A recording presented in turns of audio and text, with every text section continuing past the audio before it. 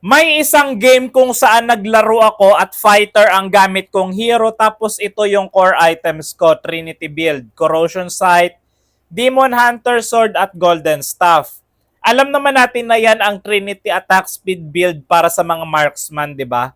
At yun yung pagkakaalam nyo na para lang sa marksman yan.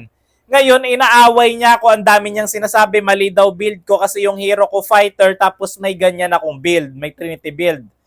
Ang hindi niya alam, maraming fighters ang pwede bumili o gumamit ng Trinity Attack Speed build, Corrosion Sight, Demon Hunter at Golden Staff. Okay? Hindi lang po yan para sa marksman. Para rin yan sa mga fighters. Okay? Pinapagalitan niya ako, nagagalit siya kung ano-ano pinagsasabi niya, pinagmumura niya ako dahil yan yung build ko. Okay? Ang tanong ko sa inyo ngayon, sino ang mga fighters na pwede bumili ng items na yan? Sige nga, pakilagay sa comment section, baka di nyo rin alam eh.